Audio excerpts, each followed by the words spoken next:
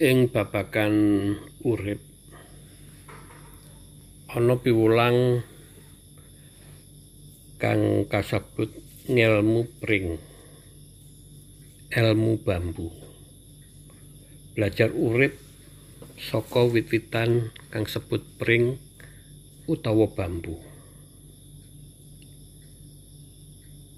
Pring padha pring, weruh padha weruh. Eling padha eling, susah padha susah, seneng padha seneng. Eling padha eling, pring padha pring. Itulah ungkapan seorang Sosrokartono, jurnalis top Indonesia pada zaman dahulu. Dia juga adalah saudara kandung lelaki dari ibu kita Kartini atau Raden Ajeng Kartini.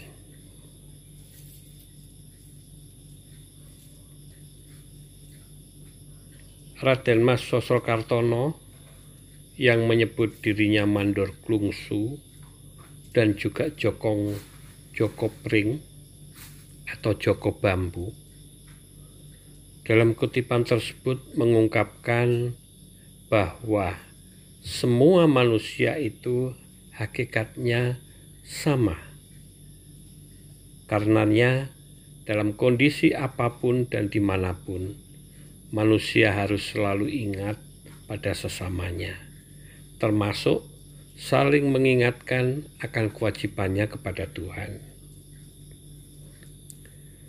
Sedari kecil sosok Joko Pring ini sudah dikenalkan oleh Bapak. Dan sejak itu pula lah saya ngefans kepada Joko Pring atau Mandor Klungsu atau Raden Mas Sosrokartono. Seringnya cerita kehebatan Sosrokartono singgah di hati, barangkali karena itulah yang menuntun dunia bawah sadar saya untuk meniti dan menekuni profesi jurnalis hingga kini. Lalu apakah itu termasuk pula kegemaran mencari angin segar di bawah pohon bambu? Mungkin saja, karena betapa nikmatnya ketika kita berada di bawah pohon bambu. Angin semilir, oksigennya pun penuh masuk ke paru-paru.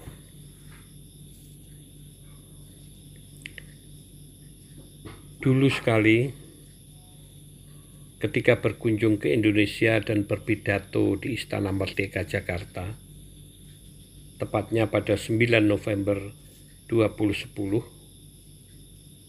Presiden Amerika waktu itu, Barack Obama, menggambarkan hubungan Amerika Serikat dan Indonesia dengan mengutip peribahasa bagai aur dengan tebing.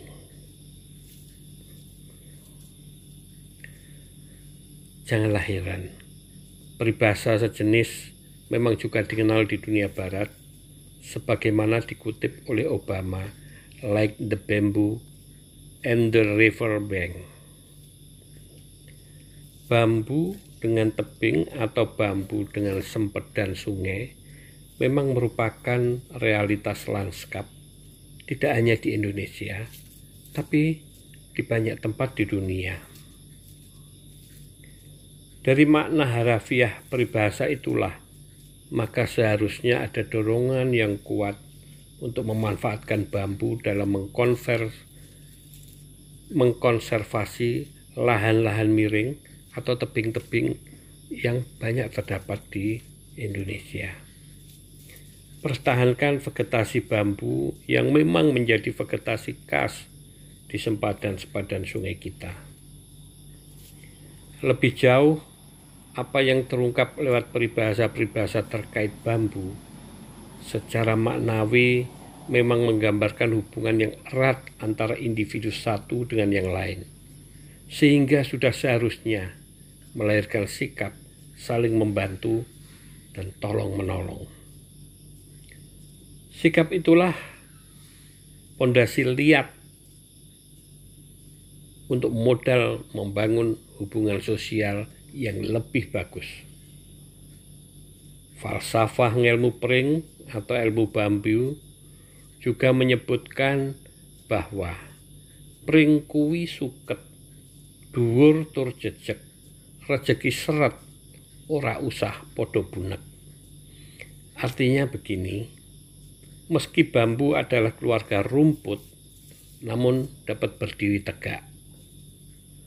Dan meski rezekimu sedang seret, hendaknya jangan terlalu khawatir.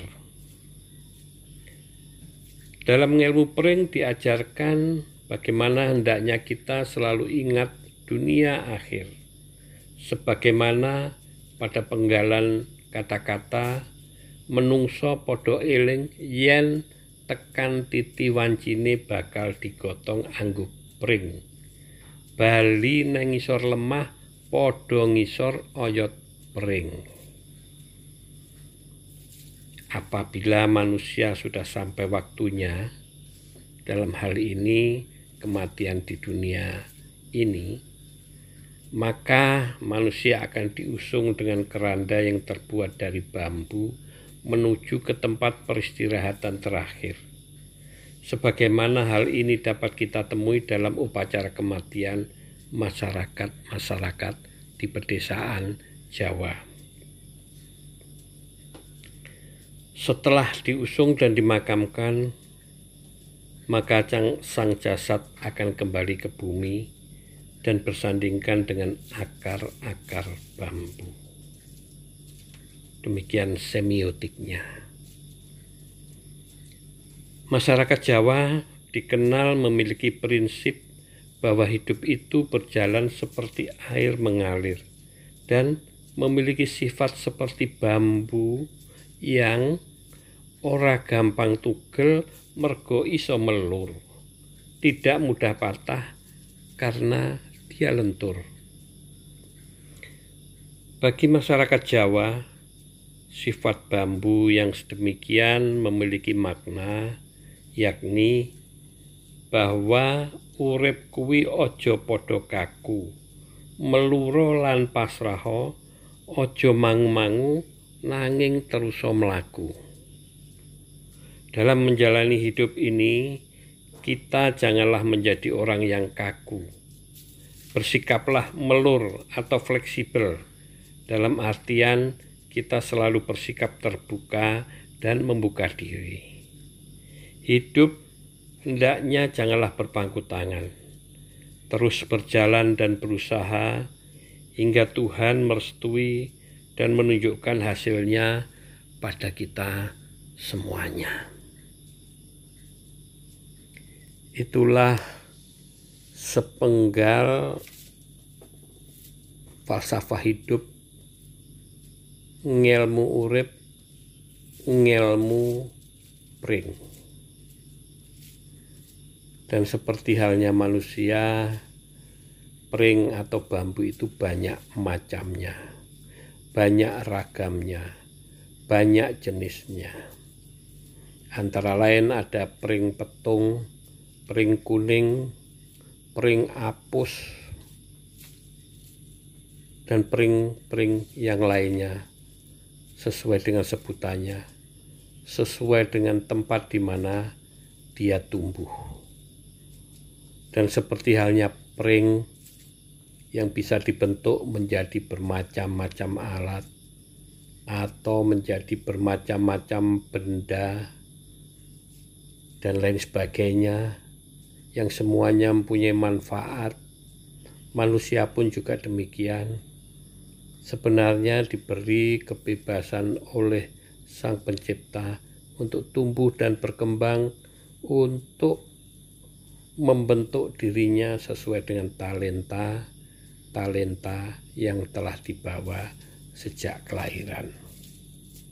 Namun, meski manusia diberi kebebasan dan bebas, hendaknya manusia tetap ingat akan Tuhannya, tetap menjaga tubuhnya dan hidupnya, karena tubuh dan hidupnya adalah bejana Tuhan. Di sanalah Tuhan alam semesta bersemayam di dalam hati kita masing-masing. Dan sebagai bejana Tuhan yang Maha Esa, maka hormati, hargailah dirimu, tubuhmu, dan juga hargailah juga tubuh dari sesamamu, pribadi dari sesamamu, karena mereka semuanya seperti halnya kita, sehakikat dengan Sang Pencipta. Ayo jangan sia-siakan hidupmu, penuhilah hidupmu dengan sukacita, penuhilah hidupmu dengan karya yang berguna untuk sesama. Seperti halnya pohon bambu yang memberikan manfaat luar biasa pada siapapun juga. Tanamannya sendiri ketika belum dimanfaatkan, dia memberikan keteduhan dan dia penghasil oksigen yang termasuk besar dibanding pohon-pohon yang lainnya. Rahayu, rahayu, rahayu buat kita semuanya.